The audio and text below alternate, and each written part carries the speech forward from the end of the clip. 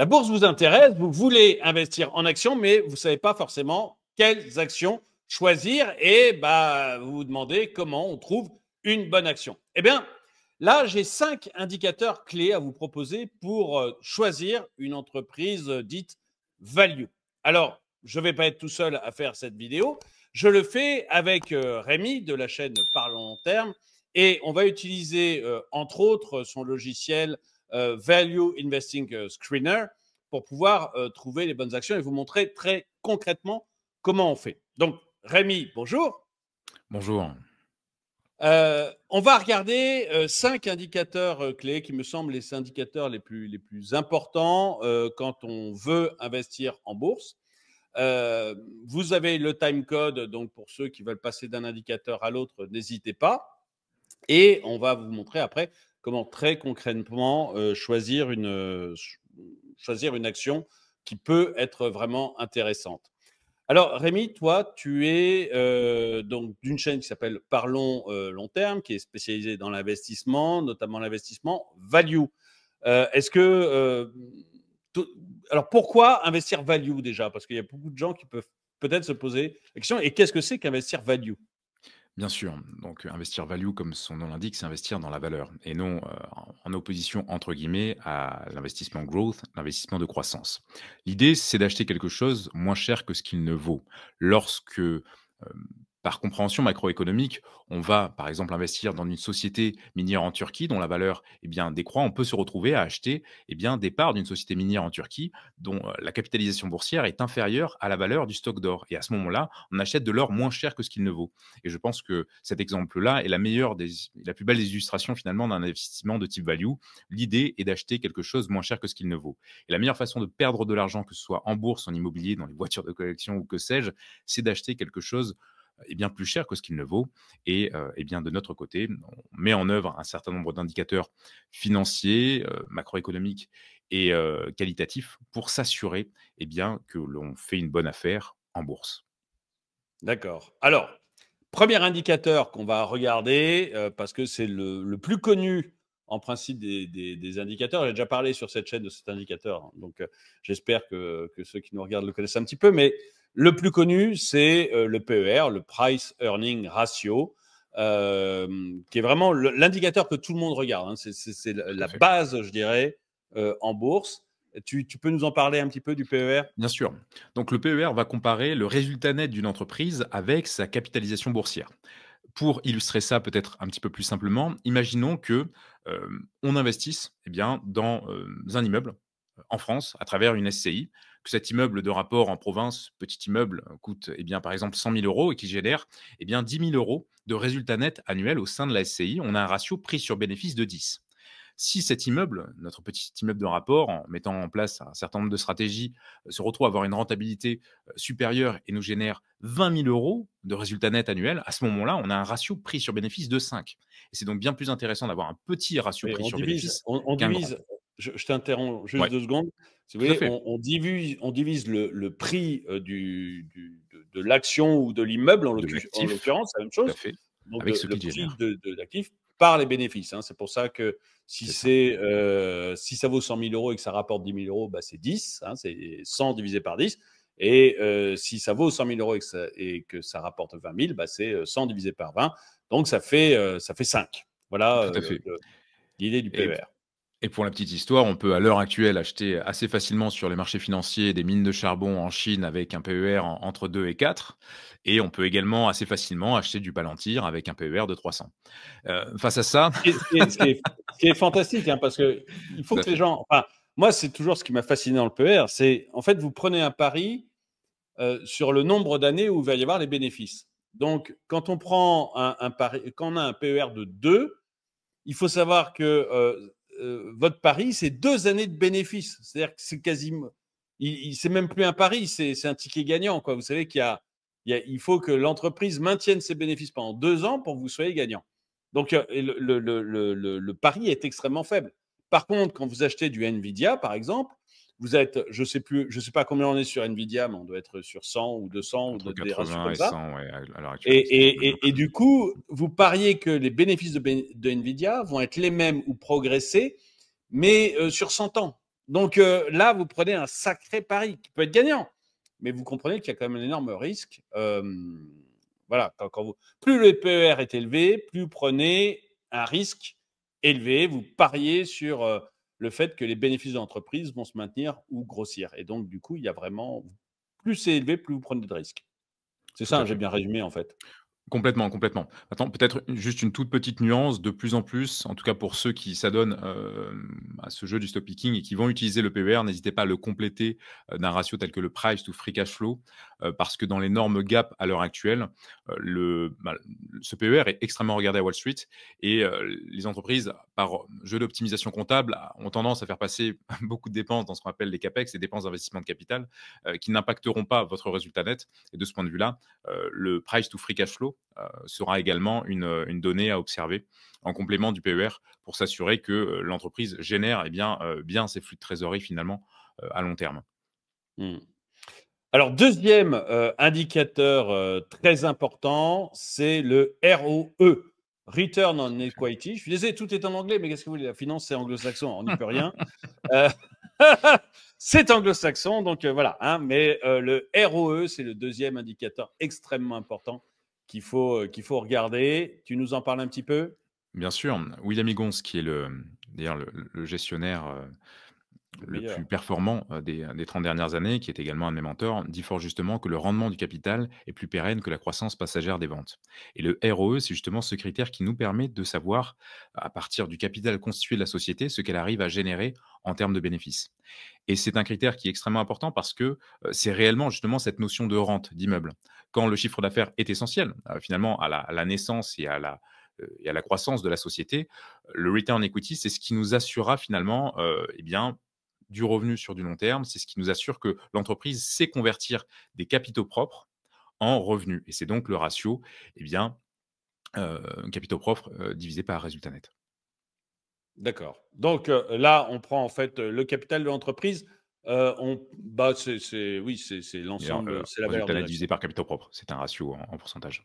Bien compta. Voilà. Et donc voilà. Alors même chose, le ROE, c'est quelque chose que vous trouvez facilement. Les ratios, les Bien sûr. indicateurs qu'on va vous donner, c'est pas des choses qui vont vous demander d'apprendre des mathématiques compliquées. C'est des choses que vous allez trouver très très facilement. Hein. On veut surtout pas compliquer les choses, mais c'est un bon calcul de la rentabilité d'une entreprise. Et en fait, au bout du bout, on peut se dire que la croissance d'une entreprise sera équivalente à son ROE. Alors, pas sur l'année fixe, hein, je ne vous promets pas qu'une entreprise qui a un ROE de 10 fera 10% de croissance cette année, ça, c'est pas ça la promesse, mais l'idée, c'est que sur le long terme, sur 10 ou 20 ans, la croissance d'une entreprise sera très très proche de son ROE, voire quasiment équivalent. En tout cas, c'est ce que nous disent donc William Hagen, qu'on a Tout à cité, fait. qui est le meilleur gérant. Il est français, malgré son nom, il est français. Et c'est le meilleur gérant action d'Europe. Donc, Sur les 30 dernières années, oui. il est très, très, très bon. Et c'est ce que dit aussi Charlie Munger, qui est lui probablement, enfin qui a été, parce qu'il est mort Feu. cette année, mais qui a été probablement le meilleur gérant monde avec Warren Buffett, puisqu'ils travaillaient ensemble, et qui avait exactement la même réflexion, c'est-à-dire grosso modo, sur le long terme, la croissance d'une entreprise, c'est égal à son return of equity, donc son ROE, d'où l'importance absolue de cet indicateur. Tout à fait. Troisième indicateur important, la dette sur fonds propres. Un ratio ô combien important, le ratio dette sur fonds propres, finalement, nous assure du fait que l'entreprise ne contracte pas une dette supérieure à sa valeur «hypothécaire», entre guillemets. Et donc ce que l'on va chercher, c'est que, eh bien, les capitaux propres de la société soient au minimum 2 fois supérieurs d'ailleurs, à la dette pour avoir un ratio dette sur fonds propres inférieur à 50. Et voilà, l'idée est relativement simple, c'est quelle est la valeur des capitaux propres, donc eh bien, actif moins passif, et on ne veut pas que, eh bien, la dette soit supérieure à ça, bien évidemment, et idéalement, on veut que la dette soit au minimum 2 fois inférieure à ça pour, éviter finalement le risque de faillite d'une entreprise en bourse qui arrive en règle générale, via enfin, 2 facteurs, et les 2 principaux risques qu'a une entreprise en bourse, c'est le risque de faillite par le biais, eh bien, d'une dette trop lourde ou suite à une fraude comptable, comme ce fut le cas encore dernièrement avec Wirecard, ce qui est également quelque chose qu'on peut annihiler avec un ratio comme le Baynish M-score qui est, en revanche, de son côté un petit peu plus complexe. Ouais. Mais bon, là, voilà, le but, c'est les 2 premiers ratios qu'on vous a donnés, c'est des indicateurs de rendement de la société pour être sûr qu'on n'achète pas trop cher, en fait, une société par rapport. Enfin, le premier, pas acheter trop cher par rapport à ses bénéfices. Le deuxième, pas acheter trop cher. Enfin, une entreprise qui sait bien gérer le capital qu'on lui confie. Et le troisième, en fait, ne pas avoir une dette trop importante. Bon, ça, je crois que tout le monde. La fraude, c'est un peu différent parce que la fraude, ma foi, il y aura toujours des voleurs. Hein, donc là, on n'y peut pas grand-chose. Mais qu'au moins, on ne tombe pas sur des entreprises trop endettées. Certains d'entre vous ont peut-être acheté des actions Orpea dans le temps. Et Orpea était typiquement une entreprise qui avait déjà un faible ROE, mais qui en plus avait une dette beaucoup trop importante, ce qui a entraîné sa fin, en fait. Hein. Je ne sais pas comment ça s'est fini, mais enfin, elle avait perdu 90% de sa valeur la dernière fois que j'ai regardé, donc il n'y avait plus grand-chose à en Ça faire. avait été complété d'un petit scandale aussi qui ne plaira Oui, oui, qui oui. plaît rarement au cours des titres financiers. Ça a tout complété. Mais bon, si vous regardez attentivement la dette sur fonds propres, déjà, vous allez Tout à fait. beaucoup, même quasiment entièrement limiter ce genre de choses, sauf fraude comptable. Mais là, voilà, si vous avez affaire à des voleurs, vous avez affaire à des voleurs. Hein. Mmh. L'indicateur numéro, c'est extrêmement rare, il faut quand même le préciser. C'est des choses qui sont extrêmement rares. Donc, il n'y a pas de raison Concernant, de c'est quand même mon métier, sachant qu'on a une petite dizaine de millions d'euros sous gestion, on est obligé quand même faire. de prendre en cas, enfin d'être plus pessimiste que la moyenne. Mais en effet, ce sont des cas qui sont bien plus rares qu'une entreprise surendettée. Et beaucoup ont tendance à finalement choisir leurs actions par leur nom ou leur renommée, sans prendre le temps de regarder ces quelques indicateurs très simples, mais ô combien essentiels. Et c'est en effet ce pourquoi on les rappelle. Et on expliquera ensuite comment dénicher en un claquement de doigts une entreprise correspondant à ces critères. Hmm. Alors, quatrième indicateur, pardon, la croissance sur le chiffre d'affaires. Enfin, Donc, ou plutôt la croissance du chiffre d'affaires, non?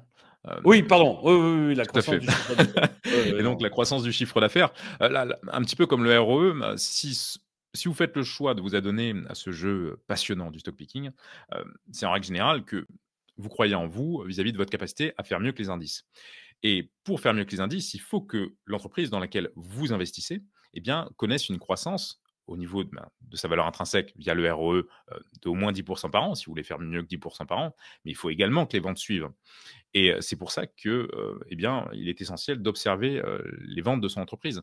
Si, bien évidemment, si les marges, l'étude des marges est essentielle, si l'étude du bénéfice net est essentielle, une entreprise qui a ses ventes qui décroît dans la durée est une entreprise dont le cours ne suivra pas. Donc, si votre Mm. perspective est long terme, si votre but est de voir votre portefeuille qui croît, assurez-vous bien évidemment que les ventes sous-jacentes à votre portefeuille et aux actions qui le composent, eh bien, aillent dans le sens de la croissance. Oui, parce que le risque, ça serait d'acheter une entreprise qui est bien, enfin, vous voyez, où tout est bon, sauf que elle est dépassée technologiquement, ou elle a un problème par rapport à un concurrent, et petit à petit, en fait, l'entreprise plonge, et vous allez avoir votre action qui petit à petit est condamnée à baisser. Alors ça prendra des années, mais enfin c'est quand même pas très agréable. Donc il faut avoir une entreprise qui a un chiffre d'affaires qui augmente régulièrement. On ne demande pas à ce qu'il double le chiffre d'affaires tous les ans, il ne faut pas exagérer, mais il faut avoir une croissance régulière du chiffre d'affaires. Tout à fait. D'ailleurs, tu prends ça sur. Alors, moi, je vous dis, moi, comment je regarde la croissance du chiffre d'affaires, Pierre-Emile nous dira lui. Moi, en fait, je prends la moyenne des 3 dernières années, donc là, 2022, 2023, 2024, et je compare à ce qui s'est fait il y a 10 ans. Donc, la moyenne des trois années d'il y a 10 ans. Je ne sais plus, je suis pas. Ça fait 2012, 2013, 2014. Moyenne 2012, 2013, 2014 comparée à la moyenne 2022, 23, 24. Ce qui permet, je prends des moyennes parce que ça évite parce qu'il peut y avoir une très mauvaise année. Ça arrive d'avoir une très mauvaise année. 2020 a été très mauvais pour tout le monde. Donc voilà, mais ça permet, moi, d'avoir une vision moyen terme. Bon, c'est peut-être pas le truc le plus facile que je fais, mais ça me prend un tout petit peu de temps. C'est pas non plus dramatique à faire. C'est pas très très compliqué. Toi, Rémi, tu regardes ça comment? D'une manière assez simple, sur Value Investing Screener, tu mets une croissance moyenne sur 10 ans, par exemple 10% par an, et ensuite, au niveau de la fiche d'analyse de la société, tu pourras étudier la tendance, finalement, de la croissance de cette dernière pour constater, en effet, en règle générale, une baisse en 2020 sur le Covid, mais ça permet d'apprécier, finalement, la tendance avec une courbe plutôt simple, finalement, à lire. D'accord. Bon, bah voilà, bah, comme ça, je pourrais lâcher ma calculatrice. Mais Exactement. mes tableaux Excel. Voilà. Et puis, le cinquième indicateur important, c'est la marge de sécurité. Alors, avant qu'on en parle, tous les investisseurs value connaissent un livre que tout le monde devrait connaître qui s'appelle L'investisseur intelligent de Benjamin Graham. Benjamin Graham étant la personne qui a fondé, entre guillemets, l'investissement value. Voilà, c'est lui qui l'a théorisé. Ça a été le professeur de Warren Buffett. Il a très, très bien connu. Bon, tant pis, j'ai oublié les noms, mais peu importe. C'est vraiment le père fondateur de l'investissement value tel qu'on le connaît aujourd'hui. Et Benjamin Graham, dans son livre, au chapitre 20, dit que s'il devait donner sous la torture un seul conseil, ou un conseil en 3 mots, ça serait marge de sécurité. Voilà. Toute l'idée repose sur la marge de sécurité. C'est vous dire si ce cinquième indicateur est vraiment le plus important que l'on peut retrouver dans l'investissement value. Tu nous en parles un peu? Bien sûr. Donc Benjamin Graham, en effet, le père fondateur du value investing dit fort justement, à court terme, le marché vote, à long terme, il évalue. Et à long terme, ce qu'il évalue, c'est la valeur intrinsèque d'une société.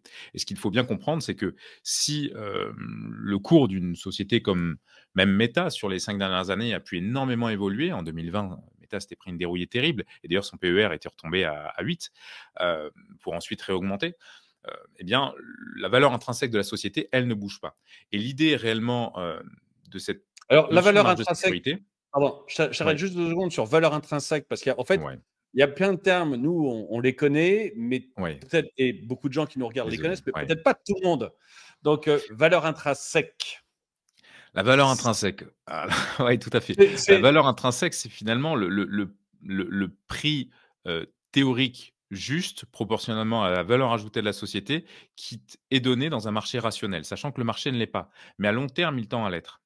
Et l'idée, voilà. c'est de comprendre le fait que, votre, cours va varier de haut en bas sur un horizon, court moyen terme, mais qu'il va finalement osciller autour d'une valeur qui est la valeur intrinsèque de la société. Et toute la difficulté de l'approche value, c'est d'arriver à déterminer ce qui nous semble être la valeur juste de la société, en prenant en compte, son environnement économique et la qualité de ses finances. Pour revenir au petit immeuble dont on parlait, Tout à fait. c'est, combien si vous deviez acheter vous, investisseur, si vous deviez acheter l'immeuble, combien vous achèteriez l'immeuble? Voilà, on imagine que vous êtes tout seul, qu'il y a aucun concurrent, rien. Vous avez cet immeuble à acheter. Combien vous seriez prêt à mettre pour cet immeuble qui va vous rapporter 10 000 € par an, par exemple? Et donc, cet immeuble, il y a une valeur qui est liée au prix du terrain, au prix de la construction, au loyer qu'il va vous verser. Ou combien vous seriez prêt à acheter le café, le bistrot d'en bas ou le restaurant d'en bas, combien vous seriez prêt à l'acheter? Et donc, le restaurant, il a une valeur qui est les assiettes, les couverts, les machines, les frigos, les machins qu'il a, donc son actif, tangible. Il a une valeur peut-être liée au fait qu'il est super bien situé, il y a plein de gens qui viennent, donc là aussi on a un actif qui est réel parce qu'il y a plein de gens, puis il y a un actif lié à sa marque, peut-être qu'il a un nom que tout le monde connaît dans le quartier et que tout le monde adore, et puis il a le chiffre d'affaires qu'il fait et le bénéfice qu'il fait. Et donc, si vous deviez acheter ce petit immeuble ou si vous deviez acheter ce restaurant, combien vous seriez prêt à mettre? On estime que c'est ça, en fait, la valeur intrinsèque. Et donc, c'est compliqué à calculer, mais peu importe. D'ailleurs, on ne vous demande pas de le calculer précisément. Et c'est pour ça qu'il y a une marge de sécurité. C'est-à-dire que dans le monde, tous les boursiers du monde achètent, vendent des actions, etc. Parfois de manière très folklorique, avec comme ça, à vue de nez, ou alors pour la revendre dans la journée, etc. Parce que ce sont des day traders, etc. Mais tout le monde essaie d'être voilà, donne une valeur au petit restaurant d'en bas de chez vous et à l'immeuble. mais ils ne donnent pas forcément une valeur qui est réelle. Ils peuvent être tout à fait dans l'euphorie et décider que ce petit restaurant, c'est le centre du monde et être prêt à l'acheter 10 fois sa valeur, ou alors le lendemain, être complètement dépressif et se dire que ça ne vaut plus rien d'avoir des restaurants dans le monde. Après tout, on est en 2020 et les gens sont cloîtrés chez eux, ils ne peuvent pas consommer, donc un restaurant ne vaut plus rien, et ils vous en offriront le prix des assiettes, quoi. Et donc c'est un peu l'idée d'avoir un marché qui bouge beaucoup, beaucoup, beaucoup, avec des gens maniaco-dépressifs autour de vous. Et vous, vous allez essayer de trouver la valeur intrinsèque pour fixer le bon prix et l'acheter quand les gens seront complètement déprimés et le revendre quand ils seront complètement sûrs d'eux et euphoriques. Et Tout à donc, fait. comme vous n'êtes pas capable de calculer la valeur intrinsèque, que moi non plus, et que personne n'en est vraiment capable, on a des idées, Il y a mais 3 la grandes réelle, familles réelle, de valorisation, de ratio de valorisation pour chercher à l'estimer, mais en effet, là, on oui, on rentre peut dans des degrés l'estimer. de complexité un petit peu plus On rentre dans les élevés. degrés plus compliqués, puis on l'estime, on a du mal à savoir. Mais du coup, c'est pour Tout à ça fait. que la marge de sécurité est absolument essentielle parce que, bah, je veux dire, si vous prenez une grande marge de sécurité, vous avez moins de risques de vous planter que si vous essayez de calculer ça au poil, au millimètre près, quoi. Tout à fait. Plus compliqué. Tout à fait. Voilà. Autre chose sur la marge de sécurité ou on en a bien pas Non, bah, de toute façon, on va en reparler rapidement. Globalement, il y a 3 grandes familles, juste pour être rapide là-dessus, 3 grandes familles de ratios de valorisation qui sont autant utilisées dans le monde du M&A, finalement qu'en bourse par les investisseurs value. Il y a l'approche patrimoniale où on va réellement se poser la question de finalement qu'est-ce qu'il y a d'une manière hypothécaire dans la boîte. On retrouve des ratios comme le price to book. Les ratios de valorisation plus classiques, on va comparer, eh bien, le prix de l'entreprise par rapport à ce qu'elle génère. Donc il y a le PER, le PCF, mais d'une manière peut-être un petit peu plus juste aujourd'hui, le ratio comme celui qu'a introduit Peter Lynch, qui est le Price Earning Growth, où on va comparer du coup un PER avec un taux de croissance, nous amène à de très bons résultats. Et enfin, il y a toute l'approche qu'on appelle DCF, où on va comparer, eh bien, enfin, où on va comment dire, estimer le prix de l'entreprise par rapport à sa capacité à générer des flux de trésorerie dans le futur, qui, moyennant un risque, un taux d'actualisation, eh bien, qui nous amène à avoir des résultats plus ou moins justes. Mais ça, en effet, on arrive sur des choses qui sont complexes à calculer à la main, mais en tout cas, mmh. c'est des choses qui sont automatiquement calculées sur vis. Voilà, donc on va pouvoir regarder ça, mais voilà, les 5 grands indicateurs qui sont assez faciles, enfin plutôt 4 grands indicateurs plus la marge de sécurité, qui sont assez faciles parce que vous n'avez pas besoin de les calculer. Si vous, vous avez ça assez facilement, vous le trouvez assez facilement, sont vraiment importants. Vous rajoutez à ça une marge de sécurité. Et effectivement, ce qui serait intéressant, c'est de voir maintenant sur ton logiciel comment trouver précisément une entreprise de valeur qui peut intéresser les personnes qui regardent la vidéo. Alors, Tout à fait. Je on va switch mettre dessus. le logiciel en ligne. Pour la petite histoire, j'avais créé une première société spécialisée dans le stock picking de small cap value, de petite capitalisation boursière, qui a très bien marché. On avait, en client, des professionnels et des particuliers dans le fait de sourcer ces petites capitalisations boursières et de proposer des actions de formation à ce sujet. Et mon rêve, c'était que, eh bien, les algorithmes qui nous donnaient notre avantage concurrentiel soient un jour accessibles à tous, et ce rêve est devenu réalité il y a un petit peu plus de 2 ans lorsqu'on a créé, eh bien, Value Investing Screener, qui aujourd'hui a un logiciel qui, eh bien, a des clients à des utilisateurs Voilà. dans plus de 20 pays. Et vous pouvez du coup y accéder directement sur le site valueinvestingscreener.com, et je vous ai mis du coup un petit code promo DME, un petit code promo surprise comme Draw My Economy. Mais ceci Ah, étant bah, très bien. dit, ceci étant dit, une fois que vous êtes du coup sur le dashboard, vous avez soit des filtres Alors, simplifiés je pour mets, aller attends, rechercher. Ouais, juste une seconde, excuse-moi. vas-y, Il y a un lien dans la description hein, si vous voulez aller sur le logiciel. Hein. c'est noté. Parfait, merci. Donc n'hésitez pas à cliquer sur le lien. Bon, Voilà. en tout cas, vous avez, ici soit des ratios, enfin une manière simplifiée de rechercher des actions en bourse avec, eh bien, des étoiles, hein, valorisation, croissance, profitabilité, bilan, management, pour facilement trouver des entreprises qui correspondent à vos critères si vous n'êtes pas initié à ces notions de ratio financier. Et ensuite, si vous souhaitez aller plus loin, vous pouvez aller rechercher, par exemple, une entreprise qui a un PER entre 0 et 10, donc ce qui est, voilà, un indicateur plutôt, bon d'un PER, voilà, c'est un PER fort comme on le souligne Attends, dans les multiples. Ouais, on est peut-être allé trop vite. Est-ce que tu peux revenir juste en arrière aux étoiles? ouais, bien sûr. Au Voilà. niveau des étoiles, Ouais. Si je n'y connais pas grand-chose et que j'ai pas trop envie de m'embêter, j'ai, là, donc différentes étoiles. Ça, c'est la page sur laquelle vous arrivez en cliquant sur le Ouais. voilà, hein, c'est la Une page première Google page à nous. du site. Donc je vais avoir là, je vais 4 étoiles, c'est quoi? Ça par exemple, valorisation, 4 étoiles, ça veut dire quoi? Ça veut dire, C'est un très mix peu de cher? différents ratios de valorisation, PCF, Price to Book, PER et qui va nous permettre de nous assurer que la valorisation est de bonne qualité, donc que tu n'achètes pas cher ton entreprise par rapport à ce qu'elle ne vaut. Et ça, plus je mets d'étoiles, moins c'est cher par rapport à ce qu'elle vaut. C'est ça. Plus tu mets d'étoiles, plus c'est, intéressant en tant qu'investisseur. D'accord. Croissance, c'est est-ce qu'elle croît plus ou moins vite, l'entreprise? Bon, le chiffre d'affaires. Profitabilité, Profitabilité, tu vas retrouver, les marges de l'entreprise, tu vas retrouver, son cash, ce genre de choses. d'accord. Est-ce que c'est une Bil entreprise profitable ou pas? Tout à fait. Bilan, ça va être quoi? Eh bien, pas trop de C'est dettes. la Une fameuse entreprise qui dette? n'a pas trop de dettes, qui a, des capitaux propres importants, D'accord. idéalement qui augmentent dans le temps. Dividendes, c'est est-ce qu'elle verse des dividendes depuis longtemps? Est-ce qu'ils sont soutenables? C'est ça, c'est-à-dire un mélange de ouais, performance du dividende, depuis combien de temps et avec quel payout, c'est-à-dire est-elle en mesure de les verser par rapport aux bénéfices qu'elle génère? D'accord.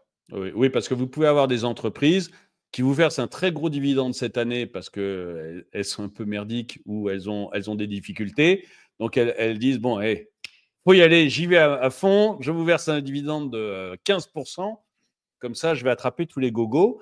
Mais en fait, derrière, elles ont versé plus de Elles n'ont pas les 100 de leurs capacités. bénéfices Mmh, et elles peuvent pas faire ça tous les ans.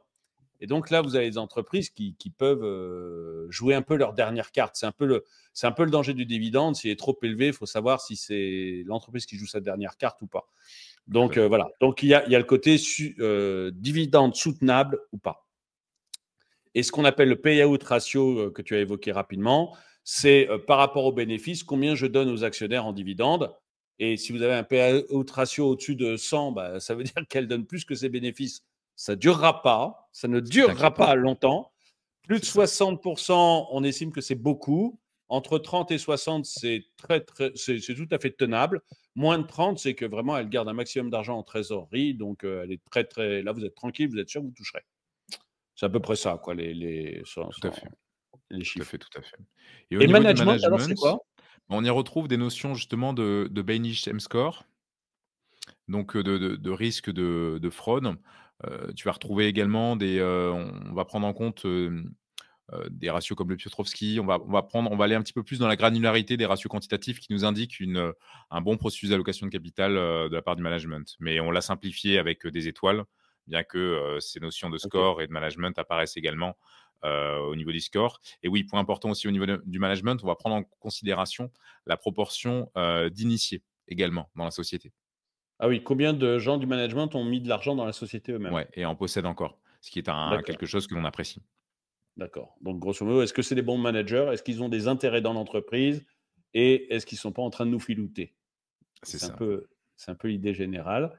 Et donc quand on fait ça, on a, Déjà des plein entreprises. d'entreprises qui On retrouve par s'affichent. exemple Thermador Group qui est une très belle société française, une petite société française, que l'on peut ensuite analyser assez facilement et donc le simple fait d'avoir mis ces étoiles met en lumière cette belle société et ses performances, sur du long terme. Sa marge de sécurité qui est estimée ici avec, 2 indicateurs différents. D'ailleurs, selon un indicateur, elle est légèrement surévaluée, selon un autre, elle est sous-évaluée de 24, mais il n'y a pas de sous-évaluation criante. On voit ici ces différents ratios de valorisation. On voit ici l'évolution, justement de sa croissance, sur 10 ans, là, tu vois, par exemple. On Ouais, voit la croissance de ses ventes sur 10 ans qui est de 10 par an, ce qui est globalement très positif. D'ailleurs, William Higgins, me semble-t-il, est actionnaire, hein, de Thermador.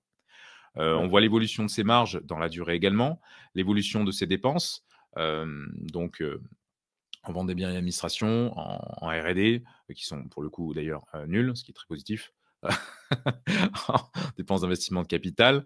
On voit l'évolution également, donc de son ROE, dans le temps, OK. qui est, globalement, voilà, plutôt d'ailleurs avec une tendance croissante. On voit ici l'évolution de la croissance des capitaux propres dans le temps.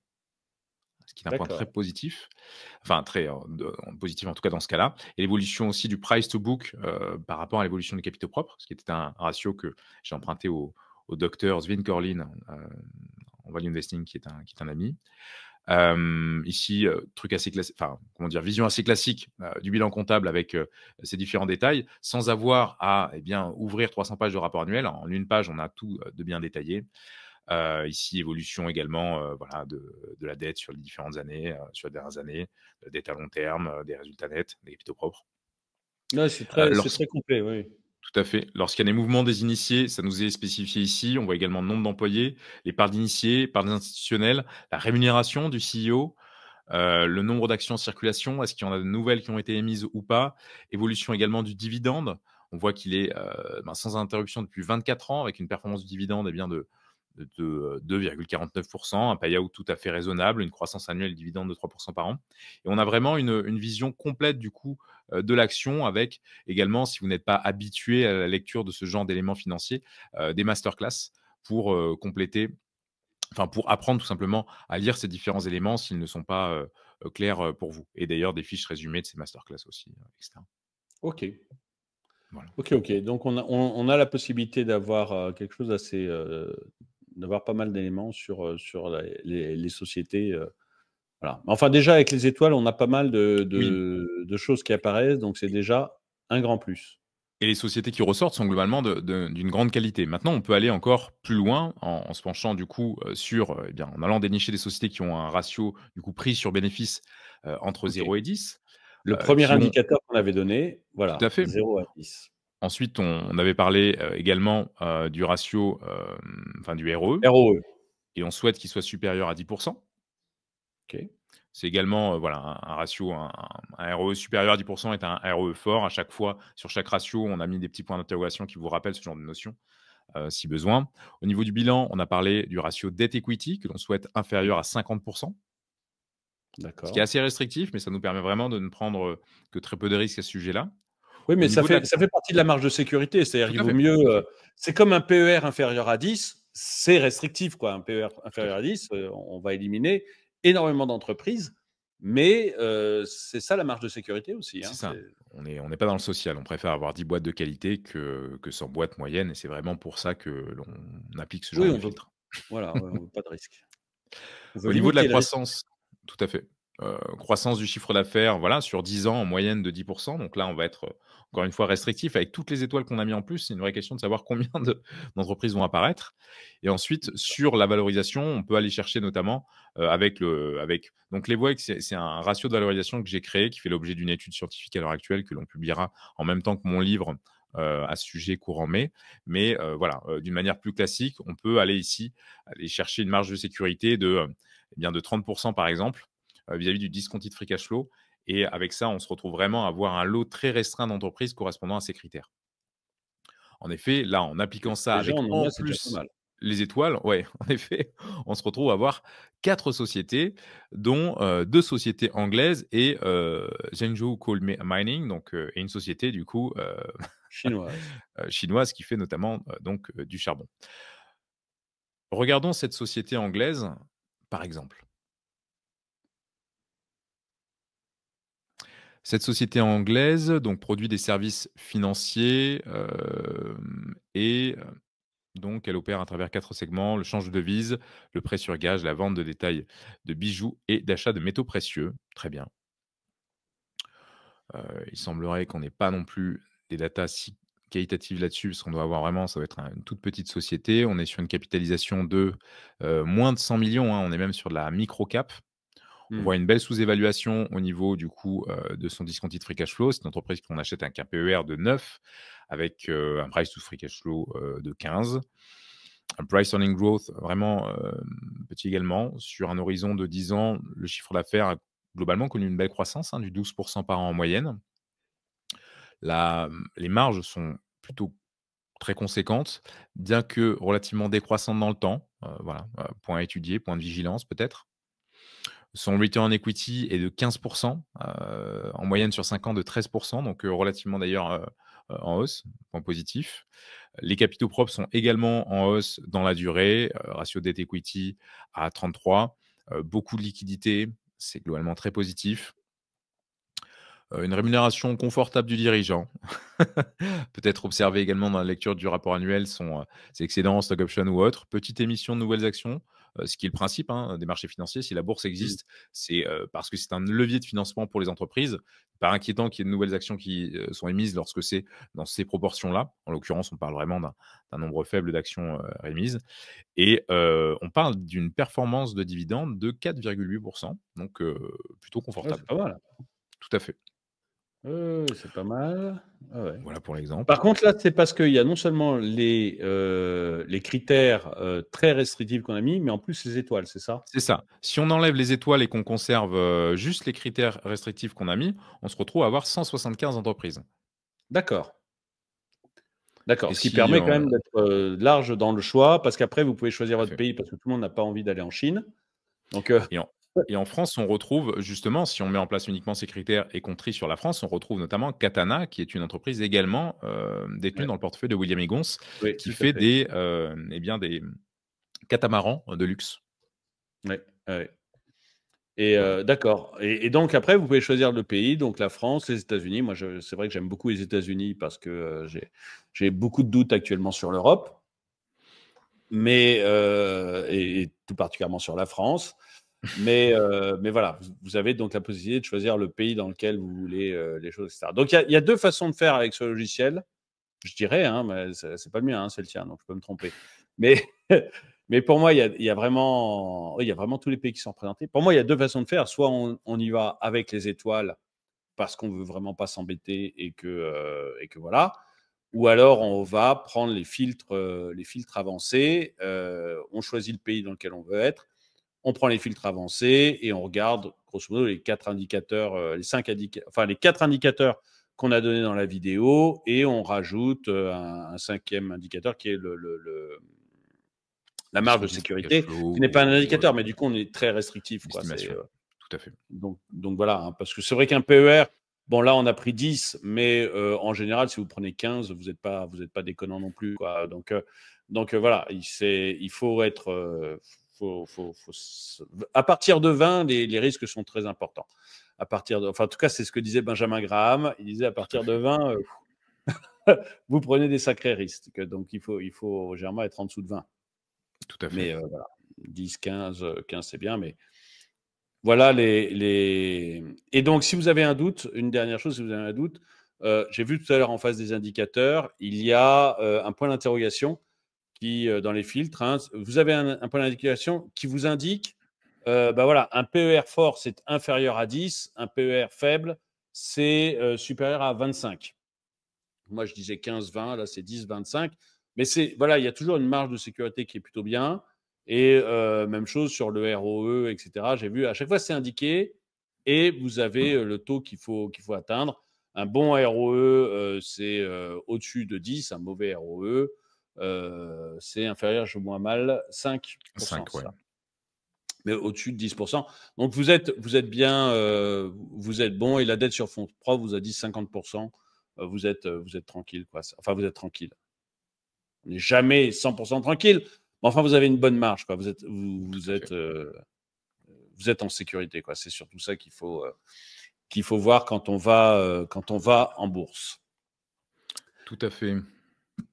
On a On repasse sur on enlève le partage et on rep Je ne t'entends plus. Ça, c'est mal parti si je commence à plus t'entendre. hop, 1, 2, 1, 2. Oui, C'est oui, bon, oui, c'est bon, c'est bon. parfait. On s'est retrouvés. Donc, On s'est retrouvés. et alors, il y a quelque chose que tu me disais avant qu'on tourne la vidéo et qui me semble pas mal. Tu Ouais, voulais un peu évoquer le cas des small caps. ouais. Donc, les De ch small caps, ce sont des petites entreprises, hein. Vous avez les géants du CAC 40. Vous avez après et puis d'autres, hein, qui sont aussi très grands, mais qui peuvent pas encore, qui sont pas au CAC 40 parce qu'il y a que 40 entreprises. Vous avez les entreprises de taille intermédiaire et vous avez en dessous les small caps et les micro caps. Micro caps, c'est très compliqué, vaut mieux pas y aller. Mais enfin, disons, non, quand on débute, c'est quand même, ou alors on se fait peur, quoi, hein, donc on n'est pas non plus Ou, obligé de. ouais, ou alors il faut connaître les dossiers. Enfin, j'accompagne à titre personnel plusieurs sociétés dans leur processus de cotation et dernièrement Odyssey Technologies, Ouais, qu'on a ouais, mais qu'on il a faut les introduit à connaître. Euronext avec différents partenaires et c'est vrai que lorsqu'on est très proche des dossiers, on peut se permettre, une exposition sur de la micro ou nano cap, mais c'est vrai qu'en effet, d'une manière générale, si, on a tendance à concentrer surtout, bien ces lignes, ouais, c'est plus sportif.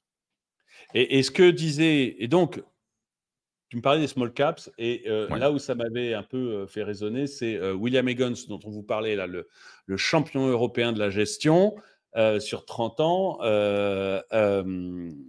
dit que 13,2 par lui an, ouais, dit qu'il faut aller sur les small caps. Et d'ailleurs, il n'est tout à fait. que sur des small caps, et a priori, les particuliers auraient intérêt aussi à aller Ouais. regarder les small caps. Tu peux expliquer en 2 minutes Ouais, pourquoi ouais, c'est en 2 intéressant? minutes et on pourrait également débattre rapidement de États-Unis ou Asie, pour son portefeuille boursier. Heu, j'avais fait une chronique sur BFM à ce sujet dernièrement. En gros, les small caps donc, sont des petites capitalisations boursières et vont se retrouver, à être le seul lieu en bourse sur lesquels les particuliers ont un avantage concurrentiel par rapport aux institutionnels, de par leur taille. C'est-à-dire que lorsqu'une société comme, la société, Gavecall de mon ami Louis-Vincent Gave, qui est le fils de Charles Gave, a envie d'investir dans, une société sur laquelle qu'on avait tous les 2 déniché, qui est Kinetic Development Group, donc une société qui fait du charbon en Chine. Ça va être compliqué pour lui parce que s'il souhaite déployer, des flux de trésorerie sur une société comme ça, il a plusieurs milliards sous gestion. S'il a envie de mettre ne serait-ce que 20 millions sur une société comme ça, eh bien, sachant que la capitalisation boursière de cette société est de l'ordre de 200 millions, heu, l'ordre va prendre plusieurs mois à passer Oui.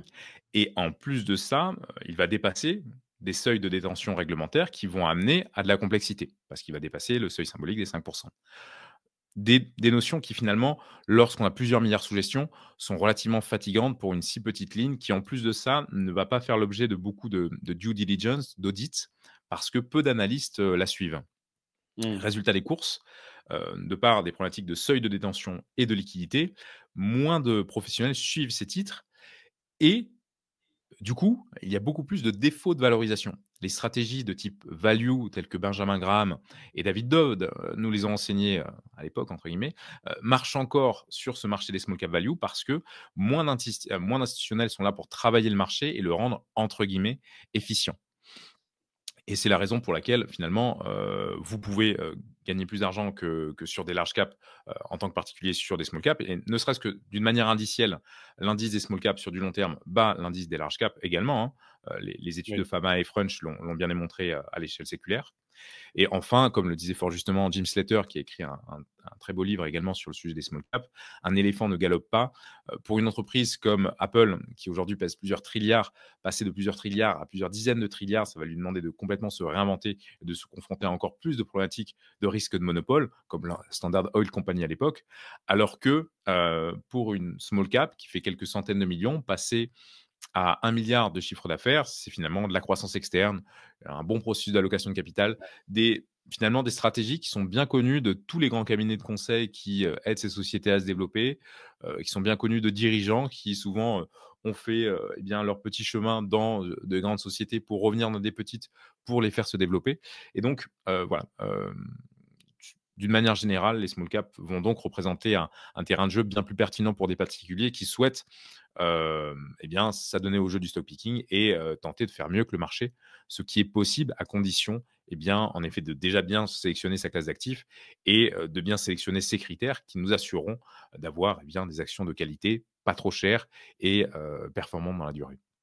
Oui, ça, c'est un point important avec les small caps, c'est que, comme vous avez sur des entreprises qui sont relativement petites, c'est pas minuscule, hein, faut pas croire que, On est entre c'est pas ouais, le café du on dit coin, hein, entre c'est 100-200 millions à, voilà. 200 à 1 200 enfin 1 milliard, 2 milliards. Donc on parle quand même de boîtes qui, sont déjà bien établies, quoi. On les déloge pas du Voilà, jour au lendemain.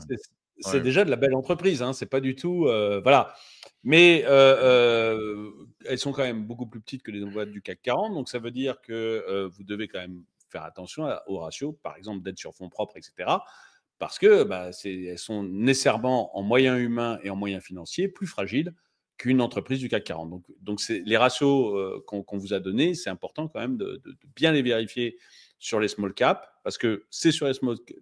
D'abord, vous aurez du mal à trouver une entreprise du CAC 40 qui soit value. Je crois qu'en dehors de Michelin, ça devient très difficile à trouver. Mais en plus, en plus, voilà, c'est un endroit, les small caps, où vous n'allez pas avoir tous les gérants de fonds qui sont en train de regarder, etc. Parce que vous ne vous battez pas à armes égales avec des gérants de fonds, quel que soit votre niveau. Donc voilà, c'est un endroit où vous pouvez vraiment gagner de l'argent, mais où vous devez faire attention vraiment aux différents indicateurs qu'on vous a donnés en début de vidéo. Voilà, faut pas faire n'importe quoi sur les small caps. Et alors l'Asie, alors moi je suis sur les États-Unis. En fait, l'Asie me fait peur. L'Asie me fait peur parce que c'est pour ça que je suis sur les États-Unis. Et puis les États-Unis ont quand même un track record absolument exceptionnel. Et je suis assez confiant sur le fait que Donald Trump va leur donner tout ce qu'il faut pour avoir le bon track record aussi. Mais parce qu'on peut ne pas aimer Donald Trump, mais en business, il est redoutable.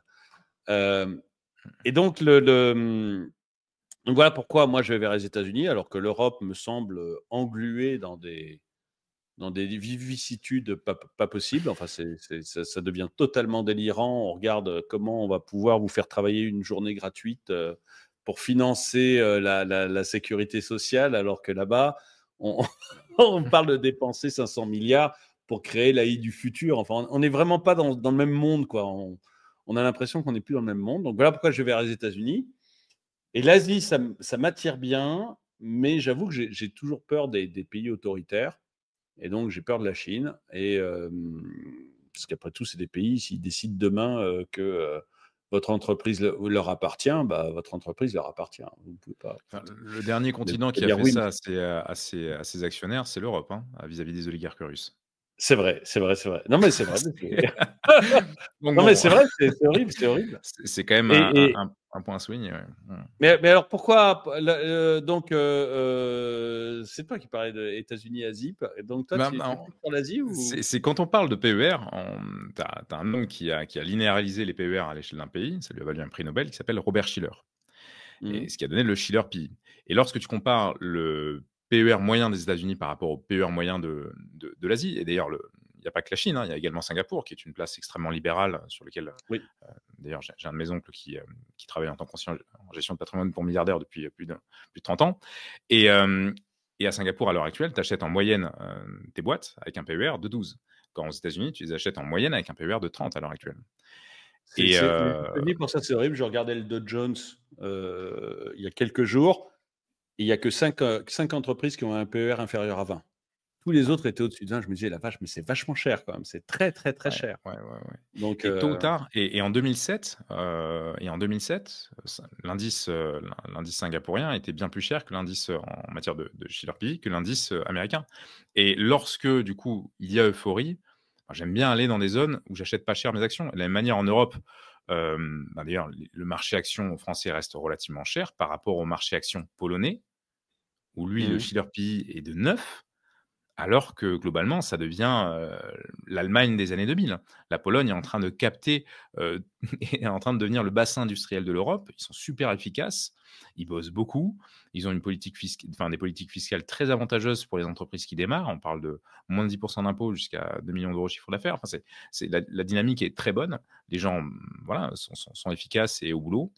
Et donc, je vais plutôt dans des zones où, d'une manière macro, tout est sous-évalué également. d'accord. Et ça, les zones où tout est sous-évalué, tu le trouves quelque part ou pas? Ouais, je pourrais t'envoyer, enfin, je t'enverrai un lien. Donc, en fait, il D'accord. faut regarder les KPE, donc Cyclically Average PE, ou Ok. Shiller PE des différents pays. Et sur cette base-là, tu peux regarder un petit peu quelles sont les zones plus ou moins surévaluées. Et actuellement, les deux zones les plus surévaluées du monde, ce sont l'Inde et les États-Unis. Et les zones les plus sous-évaluées du monde, tu as l'Europe de l'Est, alors que globalement, enfin, je vis en Europe de l'Est, et ce sont des pays qui bouillonnent d'efficience, et l'Asie, Mm. pour voyager également beaucoup en Asie, enfin, la production de valeur ajoutée de l'Asie par rapport à l'Europe de l'Ouest est infiniment plus importante, quoi. D'accord. D'accord, Mm. d'accord. Alors, bon, on arrive à la fin de la vidéo. je rappelle les 5 indicateurs. Le PER avant tout, avec un PER, moins de 15, c'est déjà bien, mais avec une marge de sécurité, on va dire moins de 10. Au-dessus de 20, pas à fuir, mais vous prenez plus de risques. Un ROE qui doit être supérieur à 10 pour avoir voilà, un bon retour sur investissement, supérieur à 10. Le ROE moyen de William Egon, dont on parlait tout à l'heure, je ne m'attendais pas à parler autant de lui dans la vidéo, mais est à 13. Donc vous voyez que voilà, au-dessus de 10, c'est bien. Une dette sur fonds propres inférieure à 50%, parce que c'est en pourcentage, donc à 0,5 ou 50%. Et une croissance du chiffre d'affaires sur. Là, il y a la courbe qui est très bien. Donc, vous vérifiez juste qu'il y a une bonne croissance du chiffre d'affaires. On ne demande pas des résultats exceptionnels, une croissance exceptionnelle. On demande quelque chose de régulier qui vous montre que l'entreprise n'est pas en train doucement de mourir sans que vous vous en aperceviez, quoi. Donc c'est vraiment ça. Et puis, quoi qu'il en soit, sur toutes ces choses-là, une marge de sécurité, c'est vraiment le plus important, la marge de sécurité. C'est que voilà, il faut que vous soyez tranquille dans ce que vous achetez grâce à la marge de sécurité. Et voilà, après, moi, je suis plutôt États-Unis, Rémi est plutôt Asie. Voilà. mais voilà, ça, après, c'est à C'est ça, c'est chacun. ça. Et l'intelligence est dans la nuance. Peut-être que le meilleur des mondes est Oui. surtout d'aller chercher une diversification géographique et sectorielle qui, dans le contexte macroéconomique actuel, est essentielle parce que si demain récession il y a, ce sera plutôt des boîtes type utilities qui performeront. En fin de cycle d'expansion, c'est toujours l'énergie et les métaux précieux qui augmentent et c'est un petit peu comme ce qui est en train d'arriver. Mais un jour, il y aura de nouveau un gros cycle d'expansion et il faudra posséder de la technologie, il faudra posséder du consumer cyclical. Donc bref, l'intelligence est dans la nuance, diversifiée. Tout Oui. ceci Et n'est pas d'ailleurs, une recommandation spécifique. L'idée, c'est vraiment d'aller chercher, agrandir et finalement pour faire de meilleurs choix. Et d'ailleurs, alors Benjamin Graham, donc notre père à tous, conseillait d'avoir entre 10 et 30 actions par Ouais. portefeuille. Pour lui, au-delà de 30, ça devenait trop. En dessous de 10, c'était vraiment trop resserré. On est d'accord sur ce chiffre, ce dernier chiffre qu'on donne, c'est entre 10 et 30 actions différentes. Ouais, c'est Robert Ekstrom dans son livre, Les stratégies de Warren Buffett qui propose un graphique qui est très intéressant où ils ont construit de manière aléatoire, 3 000 portefeuilles Ouais. composés, donc de 15, 50, 100, 250 actions et globalement, on voit très bien sur cette étude que, bah, si tu souhaites battre les indices, tu es obligé de concentrer ton portefeuille Ouais. et globalement, si on fait du stock picking, c'est pour faire mieux que les indices, pour aller chercher plus de décorrélation, plus de performance et de ce point de vue-là, si vous êtes de ceux qui souhaitent battre les indices, concentrez vos portefeuilles, acceptez ça, sinon autant acheter un ETF, quoi. Oui, tout à Hem, fait. Donc on reste sur 10 à 30, quoi. C'est pas la peine. complètement. Parce qu'en dessous, c'est très concentré. Donc, autant un pro qui fait ça, qui en fait son métier et ou qui passe beaucoup de temps à choisir ses actions, peut se dire bon, allez, je mets tout sur le noir. Tac. Mais en principe, Même. voilà, il faut avoir un Même, petit enfin, éventail, faire c'est des mon petits métier, je suis détenteur du certificat accrédité AMF, j'ai tout ce que tu veux. J'ai 100 des avoirs de nos différentes sociétés, sont investis en bourse et on fait attention à diversifier tout de même nos portefeuilles, notamment géographiquement et sectoriellement, pour aller chercher de la décorrélation, pour aller chercher de la Ouais, performance et pour, ne pas mettre tous nos œufs dans le même panier parce que ça reste un dicton, et un adage qui quand même, est relativement pertinent. voilà.